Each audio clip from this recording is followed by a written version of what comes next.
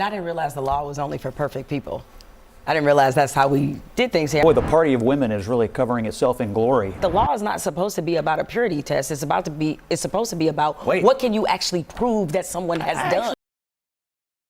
Let's hop into a CNN panel following the Democratic senator who flew to El Salvador to meet Abrego Garcia. So lock in, it's sure to get good. Leave us a like if you can. It helps us out a ton. It's free. It's free. And let's see what's going down on CNN. I see these pictures tonight and I think, boy, the party of women is really covering itself in glory tonight. I mean, I don't understand why the American left falls in love with the worst people. You've got a gang-banging, human trafficking, wife-beating illegal alien, and a United States senator in a ludicrous display of energy is in El Salvador having Mai Tais and Yahtzee. I do not get it. I do not understand why the left takes on the heroes. The part of this, I don't get it. I think I'm I'm not allegedly in there somewhere. I'm just wondering. He is a Democrat and United States senator. I don't think this is an issue of we know everything we need to know about this individual, right?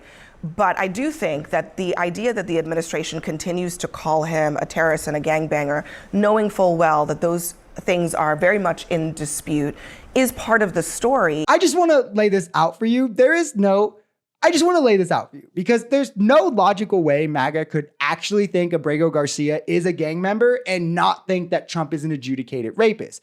It's literally just not logically possible. Outside of racist or racial motivations, that is, the only thing tying Abrego Garcia to MS-13 is one testimony from an informant because of his outfit, mind you.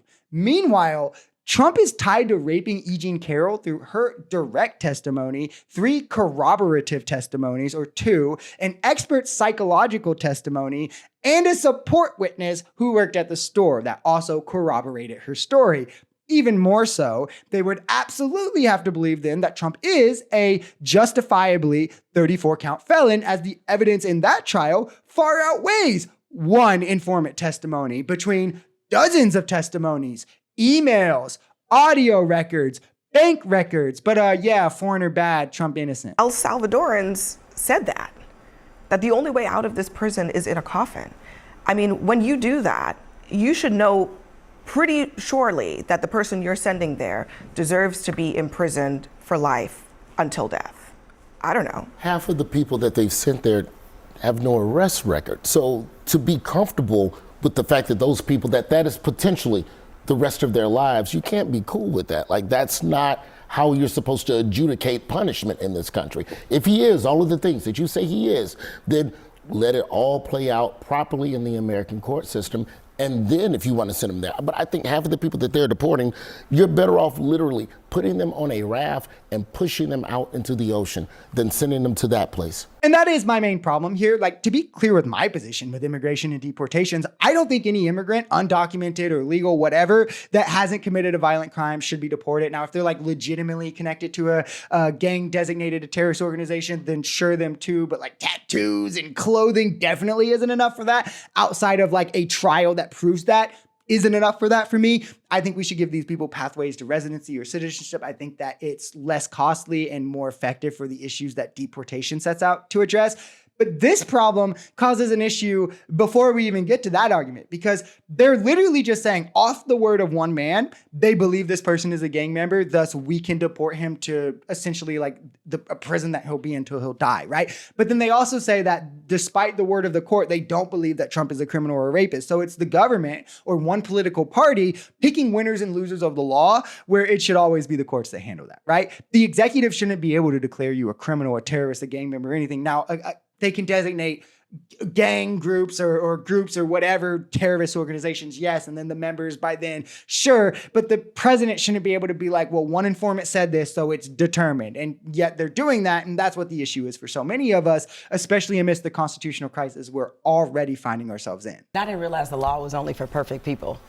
I didn't realize that's how we did things here. I'm not talking about people who commit actual crimes that we can prove, but if we're always putting this up against some purity test to say that, like, hey, because we think you might have done this, and again, I realize you're levying serious charges, but like the law is not supposed to be about a purity test. It's supposed to be about what can you actually prove that someone has done. I actually am not even all that worried about all the things that we have found out in the wake of the investigations into this guy.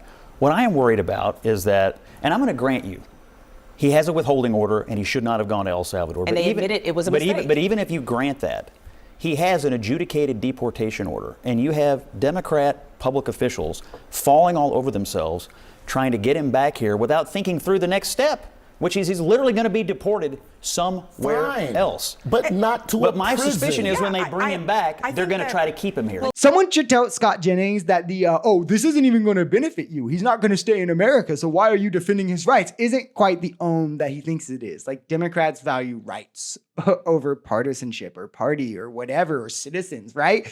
They think of rights apply to everyone, right? The order of withholding says you can be deported. You're right there, but it's not saying that you should be lined up and be deported for it. It's just saying that there are legal grounds to deport you if that happens. And his specifically stated no El Salvador, where he was sent anyway, with no due process for the alleged reason he was sent there by an admitted mistake that could now cost him his life or more. As MAGA says, well, too bad. Meanwhile, the party of the family, they have no problem forcing his wife into single motherhood with the 3 children he will be leaving behind, where this was, again, a man with no criminal record, yearly visits with DHS, an on-the-books job where he paid taxes, had assimilated into our country, been here for 14 years, started a family. Literally, what else could you ask for?